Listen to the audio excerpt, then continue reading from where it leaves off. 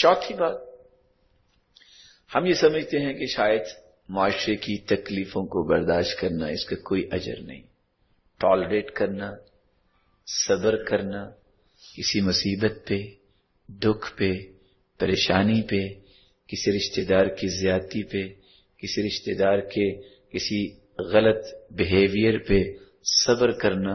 میں کیوں صبر کروں جی، میں کو اس سے کو لے کے کھاتا ہوں، وہ مجھ سے کو زیادہ ہے. یہ الفاظ بولے جاتے ہیں. بلکہ ایک سینٹنس بولا جاتا ہے، اینٹ کا جواب پتھر دینا چاہیے. پتہ نہیں ہے کس بارے میں آیا ہے، پڑھا ہے آپ نے کسی قرآن کی آیت کا معنی ہو کہ اینٹ کا جواب پتھر دینا چاہیے؟ عدی بن حاتم صحابی کو ایک بندے نے گالی دی تو اپنے غلام کو کہتے ہیں ادھر آؤ، اس بھائی سے پوچھو، اس کی کوئی ضرورت ہے تو میں پوری کر دیتا ہوں، اور اس کو کھانا کھلاؤ. اور اس نے کیا کیا؟ گالی دی. ہمارے معاشرے میں کو گالی دے کے جائے گا کہاں؟ کیسے جائے گا اور کہاں جائے گا؟ ممکن نہیں ہے. اور کہتے کیا ہے؟ اینٹ کا جواب پتھر ہونا چاہیے. یحییٰ بن معاذ کو کسی نے گالی دی، مسکرانے لگ گئے. ساتھی کہتا ہے بزدلو، جواب دو. تو مسکرا کے کہتے ہیں فَلِمَاذَا تَعَلَّمْتُ إِذًا، اگر میں نے بھی گالی کا جواب گالی ہی دینی ہے تو میں نے دین کا پڑھا، میں نے علم کا سیکھا. علم پڑھ کے بھی پھر گالی دوں میں؟ یہ کیسے ہو سکتا ہے؟ یہ وہ کوالٹی ہے جب صبر کرنے والے کو یہ شعور مل جائے کہ مجھے صبر کا بھی اجر ملے گا، تو یہ بھی ایک ایسا سبب ہے. اللہ تعالیٰ اجر کتنا دیتے ہیں؟ صرف صبر کا اجر 1 نہیں، 2 نہیں، 10 گنے نہیں، 70 نہیں، 7 گنے، 700 گنے نہیں. قرآن مجید کی آیت سنیں، کتنے گنے؟ انما يوفى الصابرون اجرهم بغير حساب.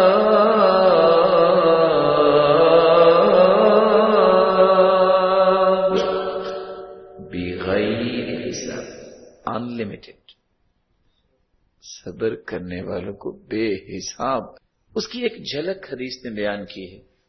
اللہ کے رسول نے فرمایا ان من ورائکم زمان الصبر، میرے صحابہ ایک وقت آنے والا ہے جہاں صبر کرنا پڑے گا.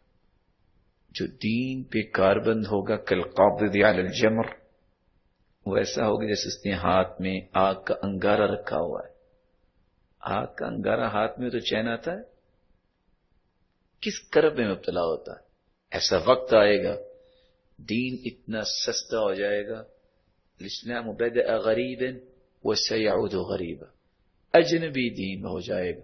لوگ کہیں گے جی کیا مطلب نماز، وہ چھوڑو جی، کیا مطلب اخلاقیات، کیا مطلب عقائد. اور آج لوگ کہنے لگ گئے، آج کسی بھی پڑھے لکھے سے جا کے کہنا کالجز یونیورسٹیز میں جو کہ دانشگاہیں اور علم و معرفت کے یہ ورک شاپس ہیں، تو وہاں آج ایسی نسل بھی پیدا ہوگی.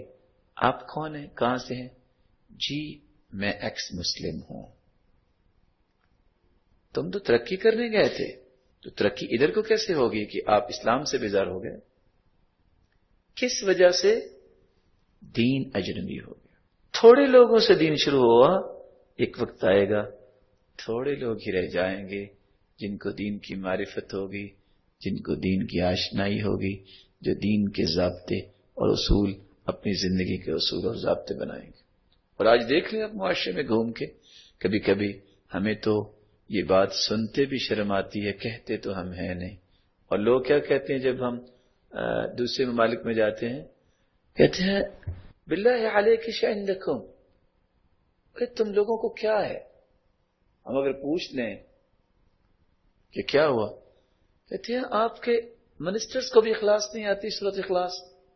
ہم اس کا جواب کیا دیں؟ کیا جواب دیں؟ صرف دعا کر سکتے ہیں. ہم کو ایسے کمنٹ بھی پاس نہیں کر سکتے کہ غیبت کی وجہ سے ہمارا اجر بھی کم ہو جائے. لیکن یہ سوچنا ہے یہ کیوں ہے؟ دین اجنبی ہو گیا. لیکن اللہ کے رسول نے فرمایا ایسے دور میں جو دین پہ ڈٹ جائے گا، میں نماز نہیں چھوڑوں گا، میں شرک نہیں کروں گا، میں کسی پہ ظلم نہیں کروں گا، میں کسی کی غیبت نہیں کروں گا، میں کسی کے ساتھ زیادتی نہیں کروں گا. یہ وہ کوالٹیز ہیں جو صحابہ کے اندر تھیں. اللہ کے رسول نے خوشخبری کیا دی ہے، اگر ایسی کیفیت کا ایمان کسی کا بن جائے، للمتمسک فی اجر 50 شہیدا منکم. میرے صحابہ، ایک شہید کا پہلا قطرہ خون کا گرتا ہے تو سارے گناہ اس کے معاف ہو جاتے ہیں سوائے قرض کے. ایسے ماحول میں جو دین پہ ڈٹ جائے اور صبر کرے، ٹالریٹ کرے، تو اس کی ٹالرنس کی وجہ سے اس کو انعام کیا ملے گا؟ 50 شہیدوں کے برابر اسے انعام ملے.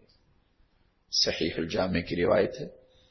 صحابی نے سوال کر دیا، من او منہم، اللہ کے رسول اس دور کے 50 شہید یا ہم میں سے؟